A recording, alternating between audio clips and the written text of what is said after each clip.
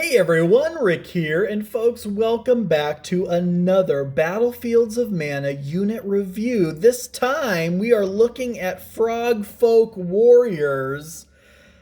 Just look at those guys. Are you kidding me? These are some of, number one, my favorite figures, but also my favorite unit in the game, just because of how unique they are. So, we're knee-deep in Mercenaries, folks. So what makes a mercenary unit any different than a common unit of Lunar Knights or Regal Guard? Well, when you are fielding an army comprised of your core figures in Lunar Knights or Regal Guard, you can have up to 4 units of the same type in your army. Mercenaries, first of all, you have to earn the right to even field them. And secondly, you can only field one of each type of mercenary unit. So they're very unique. Now, what did I mean by earn the right to use them? Well, you need to prove your worth. You have to beat them in combat before you can even have the option of including them in your army. So how does that work? Well, you say to yourself, I want to use Frog Folk Warriors in my army, or at least have the option. So what your opponent does, find an opponent, they're going to create an army built out of Marauder units and include the mercenary unit you want to eventually own. In this case, Frog Folk Warriors. They'll include a unit of Frog Folk Warriors among their Marauders.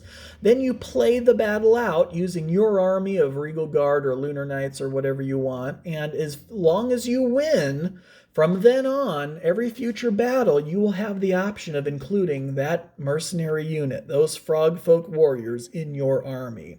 So typically, mercenary units like this are a little more bang for your buck because of the trouble you have to go through to first even be eligible to include them in your army, and also the fact that they are limited to 1 unit of each type in your army. So why may you want to include Frog Folk Warriors? Well, and you'll notice there's no banner bearer because if you're playing against them, when the Marauders own them, you'll stick a Marauder banner bearer in them. Or once you do defeat them and prove that you are worthy of controlling them in battle, let's say you were a Regal Guard fan, then you can stick your own generic Regal Guard banner in there. So, Frog Folk Warriors. Well, number 1, 2 attack dice apiece. In close combat, every figure in contact with the opponent when they get to attack, they each will roll 2 dice. No combat strength special abilities. Armor of 2, so that means it does take 3s or better in order to be able to hit them. They have dodge as a special ability. So what is dodge? It's basically the greatest special ability in the game. Defensively, anyway. It allows you, when you are attacked, let's say someone's attacking you, they roll 6 dice, they get rid of any 1s and 2s, because only 3s or better will hit you. So let's say they have 4 dice left, and then you roll your defense dice, and you cancel out 2 of them. The other 2 normally would get through as wounds, but with the dodge special ability, your 2 defense dice that failed to negate those other 2 attack dice, you get to re-roll them. So basically it's a defensive re-roll. After you roll your defense dice, any defense dice that failed to negate an attack die, you get to re-roll those defense dice 1 time. And then, no range, movement of 4, which means the frog folk can move up to 4 inches and then still attack, or forego their combat that turn and move twice, moving up to 8 inches. Their initiative bonus is a +3, so that's pretty big. When they are in close combat, rolling to see who goes first, it's a d6 roll-off with your opponent, but the Frog Folk Warriors will get to add 3 to the result of their die. And those initiative dice can go above 6. They can also go below 0 as well. Health of 2, so every Frog Folk Warrior does have 2 HP, which means every 2 wounds that the unit takes removes a frog folk from the unit.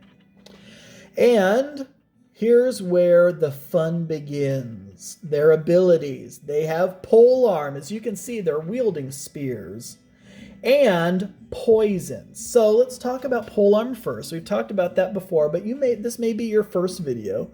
So Polearm means that normally in close combat, in melee, a unit will only get their front rank of figures that will fight. However, with Polearm, they also get supporting attacks from the rear rank. Supporting attacks are always only 1 die, no matter how many, attack die value it is. So in this case, it would be 2, 4, 6, 7, 8, 9. 9 dice in attack. Polearm also allows the unit to go first in close combat in the first round of a new combat. So every combat that this unit gets in, the very first round of the combat, this unit will get to go first. Now, of course, if they're facing another unit with Polearm, the attacks are simply simultaneous.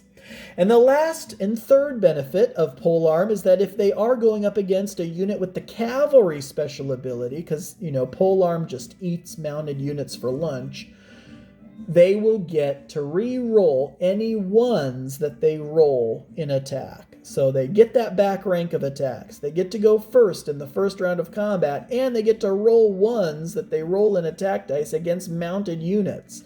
And then they still have the poison special ability. Now, what does poison do? Well, any wounds that get through, even if it's just a single wound, the opposing unit becomes poisoned. At the end of every turn, both their turn and your turn, including the turn that they became poisoned, at the end of every single turn, they roll a d6. On a 1, they take 2 wounds. On a 2 to 3, they take a wound. 4 to 5, they take no wounds. And on a 6, they heal themselves of poison and remove the poison token.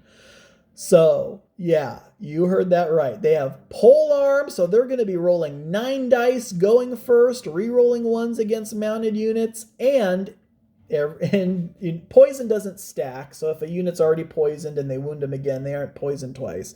But if they were poisoned and cured themselves, they can absolutely be poisoned again. So the Frogfolk Warriors are doing all those wounds, plus poison is doing extra wounds. I mean, Frogfolk are not... they look kind of adorable, honestly, but they are very ferocious warriors. Now, how much does it cost if you beat them and earn the right to include them in your army? How much does it cost? 4 points. 4 points to include a unit of Frogfolk Warriors in your army. And folks, that'll do it. That is Frogfolk Warriors, another mercenary unit review for Battlefields of Mana. Thank you all so much for watching. I do truly appreciate it. And until next time.